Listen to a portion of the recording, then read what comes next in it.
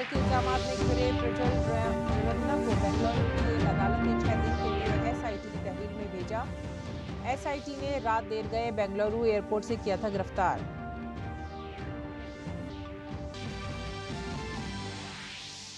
मईशत के महाज से अच्छी खबर, भारत के बैंकिंग सेक्टर ने 3 लाख करोड़ रुपए से ज्यादा का खालिस मुनाफा हासिल किया। वजीर खजाना निर्मला सीतारमन ने सोशल मीडिया प्लेटफॉर्म एक्स पर शेयर की अहम कामयाबी।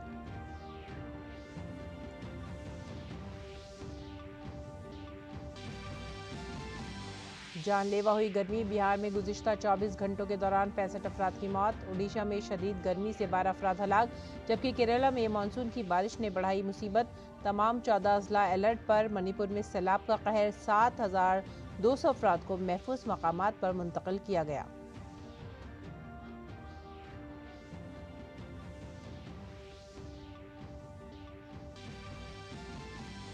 दिल्ली में रिकॉर्ड तोड़ गर्मी के दरमियान गहराया पानी का बहरान। दिल्ली हुकूमत के खिलाफ बीजेपी का एहतजाज, कहा पानी का बहरान आम आदमी पार्टी हुकूमत और प्राइवेट टैंकर माफिया की मिलीभगत से हुआ है पैदा। अमेरिका में सदारती इंतखाबात में हिस्सा लेने वाले डोनाल्ड ट्रंप को बड़ा धचका, हश्मनी से मुतालिक तमाम 34 मुकदमात में कसूरवार करार दिए गए।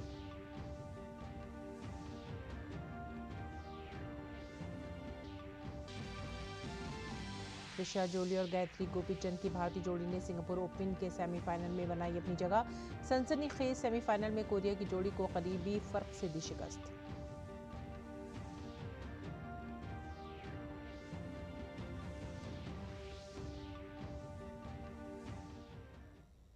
आदाब नाज़रीन, उर्दू खबरों में आप सभी का खैर मकदम है। नजर डालते इस वक्त की खास खबरों पर। वजीर आजम नरेंद्र मोदी इस वक्त तमिलनाडु के कन्याकुमारी में हैं, जहां वो विवेकानंद रॉक मेमोरियल में वाक़ मंडपम में ध्यान साधना में बैठे हैं। वजीर आजम साधना के दौरान सख्त ज़ाब्तों पर अमल पैरा हैं।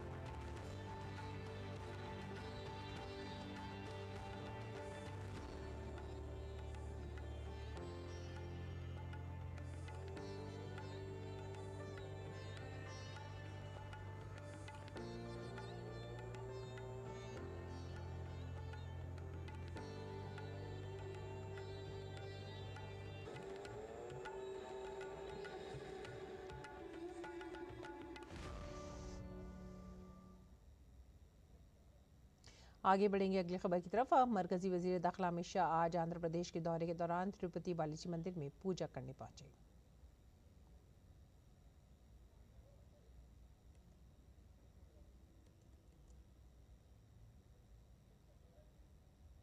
कल वोटिंग का आखिरी मरहला है। तमाम सियासी जमातों को अब 4 जून का इंतजार है। उस वक्त का बेहतर इस्तेमाल करते हुए अब बहुत से सियासतदान ध्यान और पूजा पाठ में भी वक्त गुजार रहे हैं। मरकजी वजीर पीयूष गोयल ने राजस्थान के वजीर आला भजन लाल शर्मा और लोकसभा स्पीकर ओम बिरला के साथ मेहंदीपुर बालाजी में पूजा की।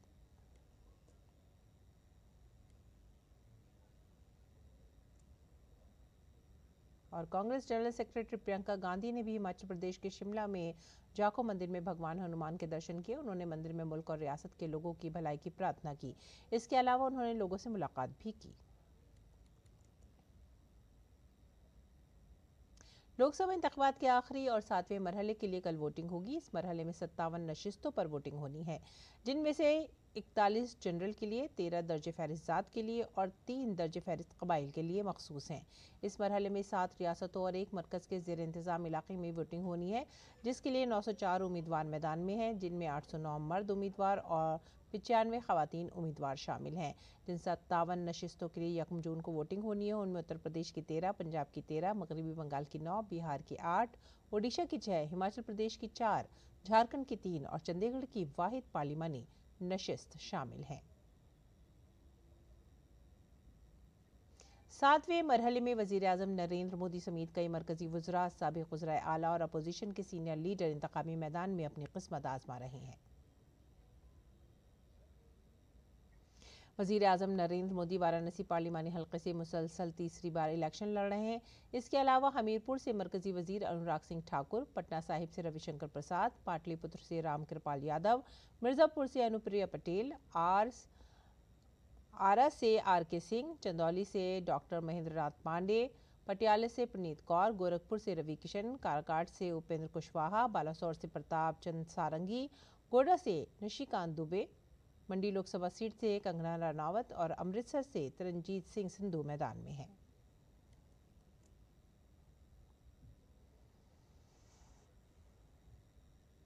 जबकि इस मरहले में अगर हम अपोजिशन के बड़े लीडरों की बात करें तो जालंधर से चरणजीत सिंह चन्नी, लुधियाना से अमरेंद्र सिंह राजा, भटिंडा से हरसिमरत कौर बादल, चंडीगढ़ से मनीष तिवारी, डायमंड हार्बर से अभिषेक बनर्जी, दमदम से सौगता राय, कोलकाता शुमाली से सुदीप बंदोपाध्याय, गाजीपुर से अफजल अंसारी और काराकाट से पवन सिंह इलेक्शन लड़ रहे हैं।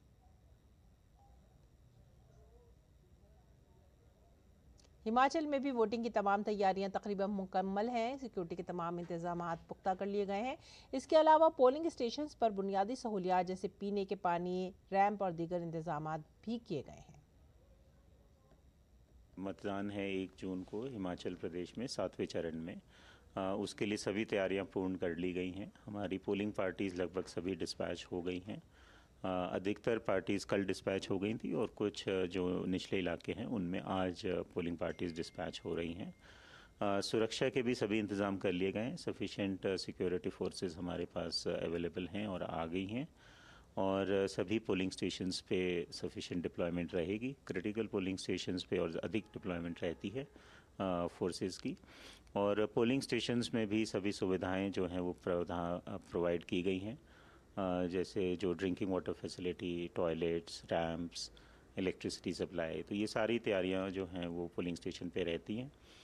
और 7,992 हमारे पोलिंग स्टेशन हैं कुल हिमाचल प्रदेश में।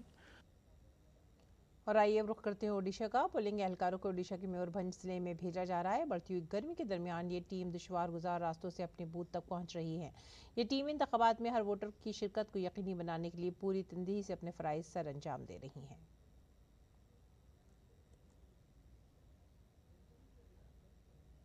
बिहार में वोटिंग के आखिरी मरहले की उल्टी गिनती शुरू हो गई है। पटना के नौजवान किन मसाइल पर तवज्जो देते हैं, वोट डालेंगे किन मसाइल को लेकर, हमारे नुमाइंदे राजेश राज ने पटना के गांधी मैदान से मुत्तसिल सभ्यता द्वार का दौरा किया और नौजवानों को दरपेश मसाइल जानने की पूरी कोशिश की।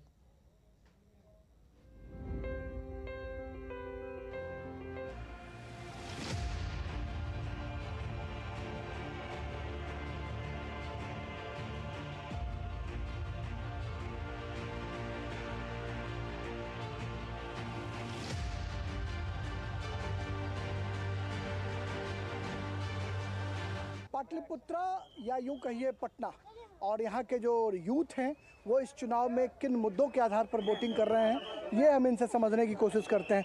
क्या मुद्दे हैं यहाँ पर? सबसे जो प्रभावी मुद्दा है वो क्या है? सर, सबसे पहला मुद्दा है बिहार में नहीं पूरा भारत देश में बेरोजगारी का सबसे प्रथम मुद्दा है।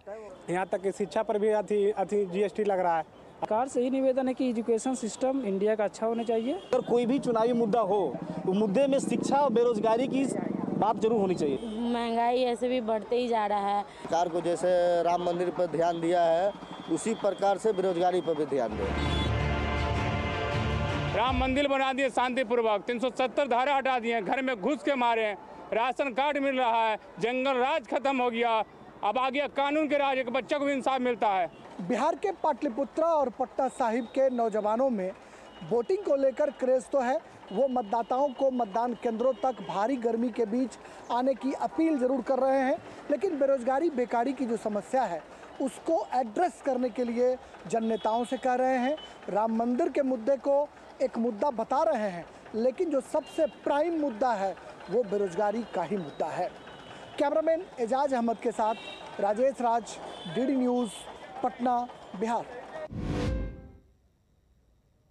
अब बात करते हैं राजधानी दिल्ली की, जहां एक तरफ आसमान से आग बरस रही है तो वहीं दूसरी तरफ दिल्ली वाले पानी की बूंद बूंद के लिए जद्दोजहद कर रहे हैं। दिल्ली में रहने वालों का दिन पानी के टैंकरों के पीछे भागने और पानी जमा करने में गुजर रहा है।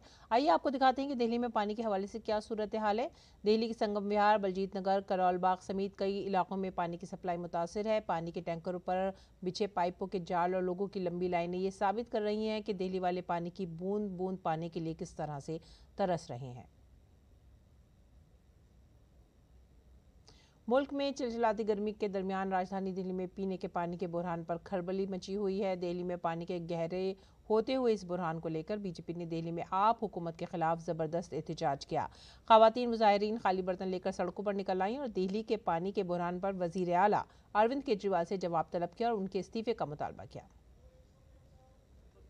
प्रदेश भाजपा ने पानी की किल्लत को लेकर के यहाँ पर एक तरीके से हल्ला बोल किया है आम आदमी पार्टी सरकार की तरफ से, और लगातार अब भाजपा के जो कार्यकर्ता हैं वो कूच कर रहे हैं अब सचिवालय की ओर, और वो वहाँ पर अपना हल्ला जो प्रदर्शन है, अपना हल्ला बोल का एक नाम दिया है इन्होंने। पानी की स्कार्सिटी को लेकर के वहाँ पर जाकर के वो खत्म करेंगे और निश्चित तौर पर तमाम जो सवाल हैं वो मांगेंगे। आप देखिए किस प्रकार से मटके लेकर के महिलाएं यहाँ पर पहुंची हैं, वो बोल रही हैं और कि वो पानी की जो किल्लत यहाँ पर हो रही है उसके सवाल लगातार उठा रही हैं। ये मटका लेकर के आप आई हैं? ये खाली मटका है, पानी तो आ नहीं रहा, कागज भरे हुए, और मैंने तो इसकी और आतिशी की, ये दोनों माफिया है पानी के, और ये गंदा पानी नलों में जो आ रहा है ऐसा पानी आ रहा है। कहाँ गया साफ पानी? केजरीवाल जी जवाब तो तुम्हें देना होगा। क्यों इसका स्विमिंग पूल में नहाने के लिए 3 बार पानी चेंज होता है? क्यों होता पानी चेंज? वहाँ पानी है मगर दिल्ली की जनता को पानी देने के लिए ये झूठा मक्कार नहीं देता। मैं तो इसको गंदा पानी पिला पिला के इसके इन्फेक्शन करने वाली हूँ। जब पेट में पड़ेगा ना कीड़ा इन्फेक्शन और दर्द उठेगा, इमरजेंसी में जाएगा, जब तुझे पता लगेगा कि गंदे पानी का क्या रिजल्ट है। केजरीवाल जी इस्तीफा दो, इस्तीफा दो, और केजरीवाल को इस्तीफा देना होगा। तो ये आक्रोश है आम आदमी पार्टी सरकार के खिलाफ जो बीजेपी के जो कार्यकर्ता हैं उनका। वो कह रहे हैं कि किस प्रकार से गंदा पानी पीने को यहाँ के लोग मजबूर हैं, उसको लेकर के वो निश्चित तौर पर एक प्रदर्शन कर रहे हैं, और लगातार ये सिलसिला जो है अब आगे सचिवालय पर जाकर के जारी रहेगा। कैमरामैन आशीष शर्मा के साथ चंद्रशेखर, डीडी न्यूज़, दिल्ली। एहतजाज करने वाले मुजाहिरीन ने दिल्ली के पानी के बुरहान के लिए आप हुकूमत को जिम्मेदार ठहराया। लोग कहते हैं कि पानी की एक एक बूंद को तरस रहे हैं वो। डीडी न्यूज़ के नुमाइंदे चंद्रशेखर ने मुजाहिरीन से खास बातचीत की इस मौके पर। एक तरफ पूरी दिल्ली बूंद बूंद के लिए तरसी हुई है, वहाँ केजरीवाल के मंत्री और विधायक आराम फरमा रहे हैं। केजरीवाल 2 तारीख को जेल जाने की तैयारी कर रहे हैं, लेकिन उनको इस चीज़ का एहसास नहीं है कि दिल्ली की जनता प्यास से मरी जा रही है और पानी की कमी महसूस कर रही है। ये निकम्मा जब से दिल्ली की सत्ता पर आया है, एक तो कभी गंदा पानी और ना कहीं रोड हैं। आज कम से कम 15 दिन जब से गर्मी थोड़ी तेज हुई है, लोगों के घरों में बूंद बूंद पानी नहीं है, नहाने धोने के लिए तरस रहे हैं। सरकार जो सी आई थी, केजरीवाल आए थे, उन्होंने वायदा किया था कि हर एक को मैं फ्री जल दूंगा। फ्री जल तो क्या देना है, कई क्षेत्रों में तो नल से जल ही नहीं है, वहाँ पर सिर्फ टैंकर माफिया का राज है। दिल्ली बीजेपी के सदर वीरेंद्र सचदेवा ने अपने कारकुनों के साथ पानी के बहरान पर दिल्ली हुकूमत के खिलाफ एहतजाजी मार्च निकाला। ये मार्च असेंबली के मकाम शहीदी पार्क से दिल्ली सेक्रेटेरिएट तक निकाला गया। आपको बताते चलें कि चिलचिलाती गर्मी से नबरदाजमा होने के साथ साथ दिल्ली के लोगों को पानी के बहरान का भी सामना करना पड़ रहा है। दिल्ली के संगम विहार, बलजीत नगर, करोल बाग समेत कई इलाकों में पानी की सप्लाई मुतासर है। और दिल्ली में पानी के बुरहान पर आम आदमी पार्टी के खिलाफ बीजेपी का जबरदस्त एहतजाज जारी है। पानी के इस बुरहान पर दिल्ली बीजेपी के सदर वीरेंद्र सचदेवा ने कहा है कि दिल्ली में पानी का ये बुरहान आम आदमी पार्टी की हुकूमत और प्राइवेट टैंकर माफिया की मिली भगत से पैदा हुआ है। दिल्ली बीजेपी के प्रदेश अध्यक्ष हमारे साथ हैं, इनसे बात करते हैं। सर, वाटर क्राइसिस जो हो रहा है, दिल्ली का वाटर क्राइसिस मैनकाइंड है, अरविंद केजरीवाल द्वारा बनाया गया है, प्राकृतिक नहीं है। चोरी, भ्रष्टाचार, टैंकर माफिया के साथ मिली भगत, इनके विधायक पानी चोरी करते हैं, बेचते हैं। हरियाणा 1049 क्यूसेक पानी रोज दे रहा है, मैं दावे के साथ कह सकता हूं। पर वो तो आरोप लगा रहे हैं कि हरियाणा नहीं दे रहा। कोर्ट जाए, 2021 में कोर्ट से लताड़ पड़ चुकी है, इनको दोबारा पड़ेगी, क्योंकि पानी आ रहा है, ये पानी की बर्बादी करते हैं। 54% पानी बर्बाद हो रहा है, जिसके कारण दिल्ली में क्राइसिस। आपने कहा कि ये भ्रष्टाचार भी हो रहा है इस पानी को लेकर। मैं कह रहा हूँ ना जी, ये भ्रष्टाचार ही तो है। अगर टैंकर माफिया अब चलेगा, संख्या दिखाई देगी, 1000 टैंकर के जाएंगे 100, तो 900 टैंकर का पैसा जेब में जाएगा। 200 टीमें बनाई हैं पानी की चोरी रोकने के लिए, पानी की बर्बादी रोकने के लिए। अगर पानी की बर्बादी रोकने के लिए बनाते तो बच जाते। वो 2000 रुपये का चालान दिखा के 1000 रुपये की रिश्वत खाएंगे। तो दिल्ली प्रदेश अध्यक्ष जो भाजपा के हैं, वो इस तरीके से दिल्ली में जो भी माफिया हैं पानी को लेकर के वो आरोप लगा रहे हैं, वो दिल्ली सरकार की तरफ से यहाँ पर खड़े किए गए हैं। कैमरामैन आशीष शर्मा के साथ चंद्रशेखर, DD न्यूज़, दिल्ली। और मुल्क की राजधानी दिल्ली में इस वक्त शदीद गर्मी पड़ रही है। पारा मुसलसल 50 के करीब रिकॉर्ड किया जा रहा है। शदीद गर्मी के दरमियान RML अस्पताल में लू से मुतासरा मरीजों के लिए खुसूसी इंतजाम किए गए हैं।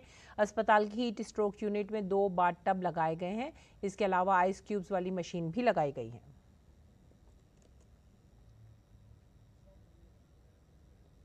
अगली खबर, जिनसी इस्तेसाल के इल्ज़ामात में घिरे प्रज्वल रेवन्ना को बेंगलुरु की अदालत ने 6 दिन के लिए सिट की हिरासत में भेज दिया। इससे पहले SIT उन्हें मेडिकल के लिए बोरिंग और लेडी कर्जन अस्पताल ले गई। प्रज्वल रेवन्ना को बेंगलुरु से गिरफ्तार किया गया था। जैसे ही रेवन्ना 12:50 पर बेंगलुरु के कैंपेगौड़ा बैनुल-अक़वामी हवाई अड्डे पर उतरे, SIT ने उसे पकड़ लिया।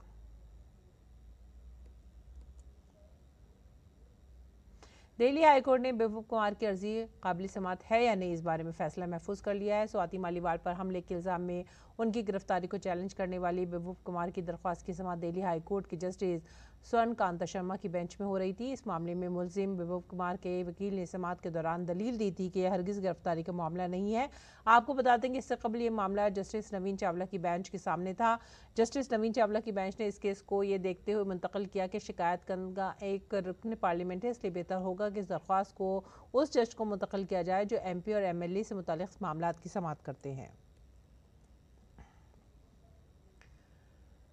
और अब रुख करेंगे बिहार का। बिहार में शदीद गर्मी की वजह से गुज़िश्ता 24 घंटों के दौरान मुख्तलिफ अजला में कम अज़ कम 65 अफराद की मौत हो गई है। लू से मुतासरा 250 से ज़ायद अफराद रियासत के मुख्तलिफ अस्पतालों में ज़ेर इलाज हैं। मरने वालों में 2 स्कूल प्रिंसिपल और 6 पोलिंग एहलकार भी शामिल हैं। रियासत में 8 लोकसभा सीटों पर वोटिंग होने जा रही है, इसलिए अंदेशा है कि वोटिंग का फ़ीसद कम रह सकता है, क्योंकि लोग अपने घरों में रहने को तरजीह दे रहे हैं। जमुई और बक्सर अजला में सबसे ज़्यादा दर्जा हरारत 47.1 डिग्री सेल्सियस रिकॉर्ड किया गया, जबकि दीगर अजला में ज़्यादा से ज़्यादा दर्जा हरारत 40 से 46 डिग्री सेल्सियस के दरमियान है। और शदीद गर्मी की वजह से मई के महीने में गौतम बुद्ध नगर यानी नोएडा और ग्रेटर नोएडा में आग लगने के 355 वाक़यात पेश आए हैं। इस तनाजुर में गौतम बुद्ध नगर के chief fire officer Pradeep Choubey ने कहा है कि बढ़ते हुए दर्जा हरारत और AC के मुसलसल चलने की वजह से आग लगने के वाक़यात में इजाफा हो रहा है। तो मई महीने में हम लोगों को कुल जो है 355 आग लगी है, जिसमें कि ग्रीन बेल्ट और कूड़े कबाड़े की आग जो है अत्यधिक है, परंतु इसमें इनकार नहीं किया जा सकता कि जो है इसमें गैस की वजह से AC की वजह से भी जो है आग ज़्यादा लग रही है। AC का रेगुलर मेंटेनेंस करवाएं, उसको 24 घंटे ना चलाएं और गैस जाते समय बंद करके जाएं। कढ़ाई जो है गैस पे चलते हुए छोड़ के ना जाएं। अभी हमें बंद फ्लैट में 17 आग लगी है, वो 17 आगे जो हैं कहीं ना कहीं जो लापरवाही दिखाता है। जलता हुआ दीपक छोड़ के चले गए थे, जलता हुआ प्रेस बिस्तर पे छोड़ के चले गए थे, EMCB ELCB जो है जलता हुआ छोड़ के चले गए थे। वो जो है अगर हम इन छोटी छोटी बातों पे ध्यान रखेंगे तो हम घरों की आग से बचाव कर सकते हैं। मुल्क की कई रियासतों में इन दिनों जारी चिलचिलाती गर्मी के दरमियान लोगों को जल्द ही मौसम से राहत मिलने वाली है। भारतीय महकमा मौसमियात IMD की साइंसदान सोमा सेनराय ने कहा कि मुल्क की कई रियासतों में हीट वेव ख़त्म होने वाली है, लेकिन ख़तरा अभी ख़त्म नहीं हुआ है। हीट वेव ख़त्म होने के साथ ही हवा में नमी बढ़ जाएगी। हवाई नमानिगार सुरेश ने IMD की साइंसदान सोमा सेनराय से खुसूसी बातचीत की। दिल्ली में और तमाम राज्यों में क्या कुछ होने वाली है स्थिति मौसम की, इसे लेकर मौसम विभाग की वरिष्ठ वैज्ञानिक डॉक्टर सोमा सेन से हम बात कर रहे हैं। मैम, दिल्ली में हीट वेव्स हैं और वहीं केरल में एक खुशखबरी है कि मानसून 2 दिन पहले ही दस्तक दे चुका है। क्या रहेगा मौसम का रुख? अगर अभी पूरा देश का बात करें तो अभी देश में 3 चीज़ें चल रही है। एक तो है heat waves north west India में, जो अभी अबेटमेंट की तरफ है, मतलब वो ख़त्म होने की कगार में है। साथ ही साथ जैसे मानसून एडवांस कर रही है और उसके साथ साथ जो large scale flow moist flow Indian सब कॉन्टिनेंट की तरफ आ रही है, उसी से आपका भारी से अति भारी वर्षा चल रही है केरल में और साथ ही साथ एक्सट्रीमली हेवी रेनफॉल आपका नॉर्थ ईस्ट में भी रिकॉर्ड किया जा रहा है। दिल्ली में जो गर्मी की स्थिति है वो कब तक ऐसे ही हालात बने रहे? देखिए, दिल्ली में अभी से थोड़ा थोड़ा मॉइस्चर आने लगी है, तो ह्यूमिडिटी आप महसूस कर रहे होंगे कि पसीना बढ़ रही है। आज मैक्सिमम टेम्परेचर होने के बाद ही हमारी उम्मीद है कि हमारा बादल आ जाएंगे, थोड़ा बहुत थंडरस्टॉर्म्स होने का भी पॉसिबिलिटी है। कल ज़्यादा पॉसिबिलिटी है, कल और परसों, और इन सभी कारणों से आज ऑरेंज अलर्ट के बाद से कल से हमारा कोई वार्निंग नहीं चलेगा दिल्ली रीजन के। तो जैसे वैज्ञानिक डॉक्टर सेन ने बताया कि आपको अपनी सावधानी, अपनी सुरक्षा का ख्याल खुद रखना होगा और मौसम में तब्दीली ज़रूर आएगी, लेकिन ख़तरा अभी नहीं टला है। ये ह्यूमिडिटी भी आपके लिए बड़ा ख़तरा बन सकती है। तो हो सके तो 12 बजे से लेकर 4 बजे तक, जब तक कोई काम ना हो, बहुत ज़रूरी काम ना हो, तो आप घर से बाहर ना निकलें। कैमरा पर्सन राहुल के साथ मैं डॉक्टर सुयश शर्मा, DD न्यूज़, दिल्ली। शदीद गर्मी और जानो माल को लाहक खतरात के पेश नज़र मरकज़ी वज़ारत सेहत ने सोशल मीडिया प्लेटफॉर्म एक्स पर एक गाइडलाइन जारी की है, जिसमें लोगों को गर्मी और उससे होने वाली बीमारियों की निशानदही करके अपनी सेहत का ख्याल रखने का मशवरा दिया गया है।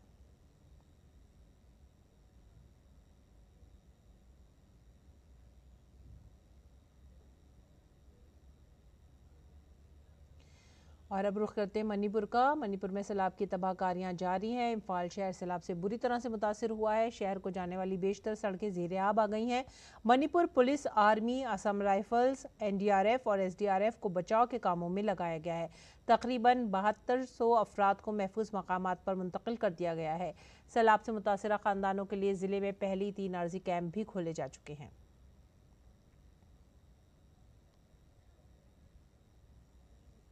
भारतीय फ़िज़ाइया जुमेरात को 16 रोज़ा कसीर कौमी मेगा फ़ौजी मश्क में हिस्सा लेने के लिए अमरीका के अलास्का पहुंची।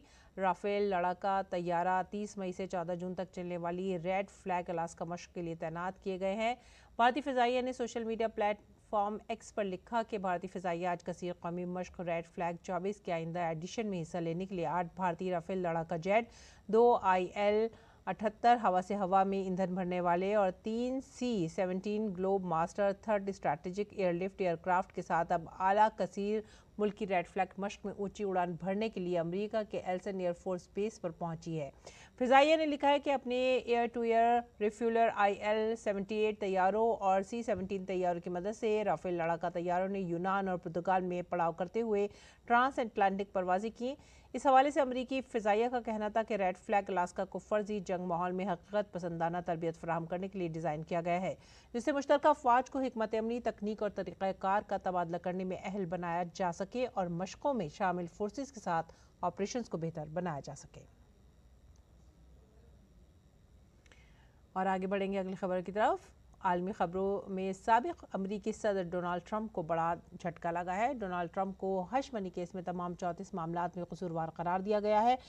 ट्रंप किसी जुर्म में सजा पाने वाले पहले अमरीकी सदर बन गए हैं। 2 दिन तक गौर ख्वास के बाद 12 रुकनी ज्यूरी ने ट्रंप को तमाम 34 मामलात में कसूरवार करार दिया। अब इस मामले की मज़ीद समाअत 11 जुलाई को होगी। ज्यूरी के फैसले के बाद डोनाल्ड ट्रंप ने इस फैसले की सख्त मजम्मत की है। उन्होंने इसे तौहीन आमिज़ करार देते हुए खुद को बेकसूर करार दिया है।